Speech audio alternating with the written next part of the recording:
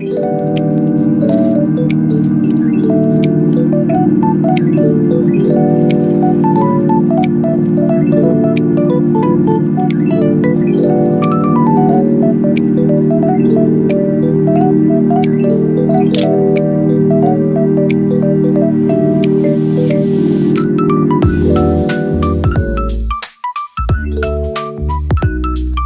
Thea! Happy 18th birthday! We love you!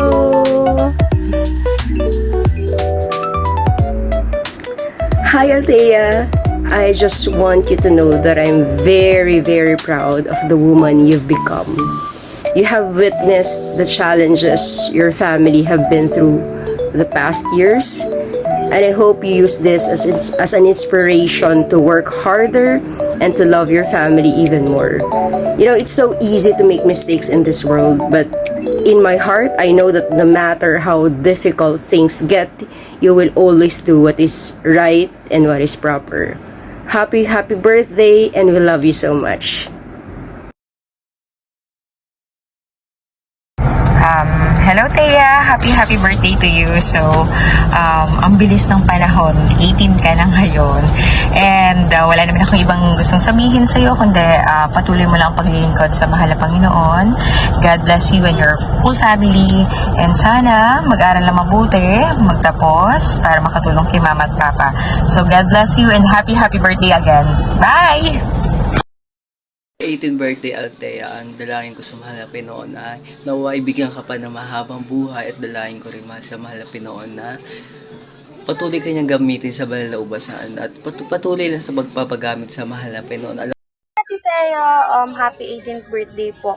Wishing you nothing but all the best in life and keep the fire burning. Continue serving our dearest Jesus, and may you enjoy your very, very special day. More blessings and birthdays to come po. And again, happiest 18th birthday again, Ate Thea. I love you so much. See you soon po. Bye! Happy birthday, Althea! Wish you all the best. More birthdays to come. Enjoy your day. God bless you. Happy birthday po, Ate Althea. We love you so much po. God bless you po. Mwah. Happy birthday to you. Happy birthday to you. Happy birthday. Happy birthday to you. Happy birthday, Ate Althea. God bless you po. Natin, naiintindihan mo at syempre, naiintindihan mo ako kung bakit ako masungit. Hindi ba rin anak? Alam mo naman na kahit alam ko na gusto mo na magbongga, pero alam mo yung kalagayan natin, naisip mo yung mga financial struggles natin. Pero hindi ba rin, hindi na ako magpapautang para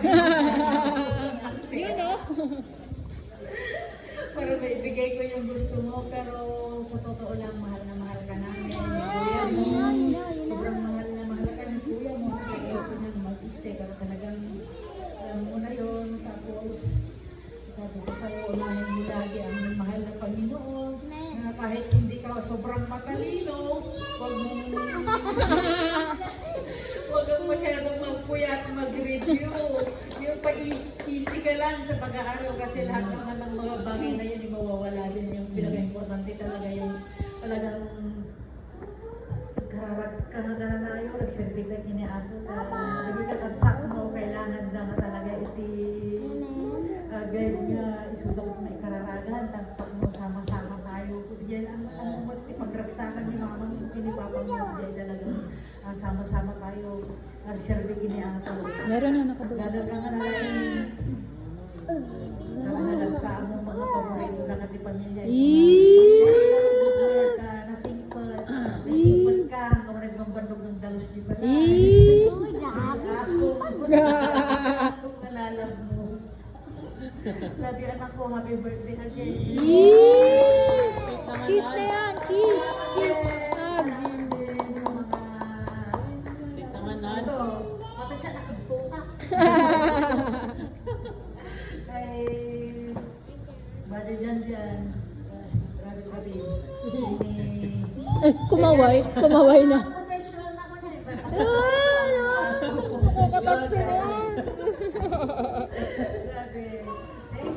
Thank you Lord. Naging dalaga na yung anak ko. You know? Siya ngayon. Thank you dear Jesus.